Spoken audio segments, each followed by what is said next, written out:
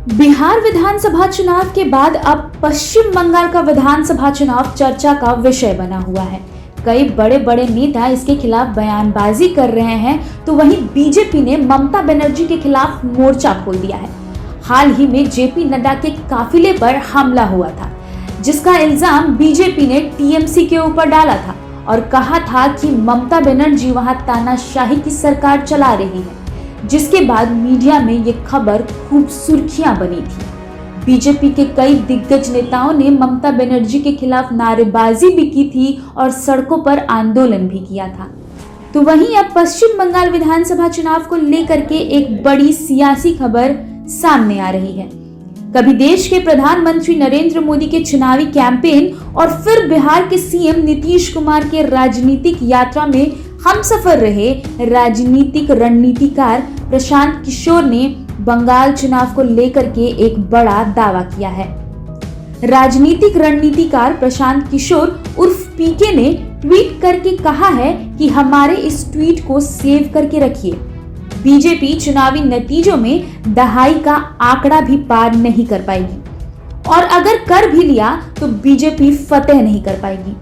आपको बता दें कि चुनावी रणनीतिकार प्रशांत किशोर इस बार बंगाल चुनाव में सीएम ममता बनर्जी के लिए काम कर रहे हैं।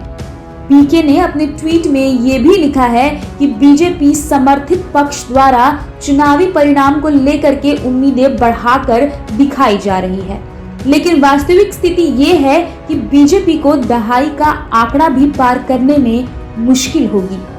कृपया इस ट्वीट को सेव कर लें और अगर बीजेपी अच्छा करती है तो मैं ट्विटर छोड़ दूंगा। जी हाँ, ये कहना है प्रशांत किशोर का कि अगर पश्चिम बंगाल के चुनाव में बीजेपी फतेह हासिल कर लेती है या दहाई का आंकड़ा पार कर लेती है तो प्रशांत किशोर ट्विटर छोड़ देंगे। जानकारी हो कि बंगाल में विधानसभा चुनाव को लेकर के बीजेपी पूरे जोर शोर के साथ ममता बनर्जी सरकार को चुनौती देने का दावा कर रही है। गृह मंत्री अमित शाह भी बंगाल का दौरा कर चुके हैं और उनके दौरे पर लोगों की काफी भीड़ भी देखी गई। कई जनसभा को संबोधित करते वक्त उन्हें पश्चिम बंगाल की जनता का भीड़ भी देखने को मिला, जिसके बाद अमित शाह ने यह दावा किया कि बीजेपी पश्चिम बंगाल में सरकार बनाएगी। बीजेपी के बड़े बड़े नेता को लगातार बंगाल दौरे पर भेजा जा रहा है। ऐसे में बीजेपी को बेहतर परिणाम की उम्मीद तो है ही, लेकिन दावा सरकार बनाने की भी है।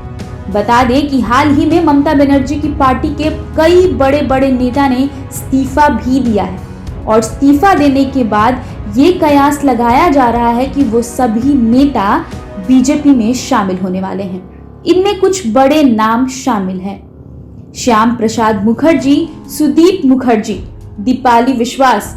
ऐसे कई बड़े नाम हैं जो अब टीएमसी और सीपीआई का साथ छोड़कर बीजेपी में शामिल होने वाले हैं। ऐसे में ये देखना होगा कि प्रशांत किशोर का ये दावा कितना सही साबित होता है और पश्चिम बंगाल में कौन फतेह करता है, दीदी या फिर मोदी।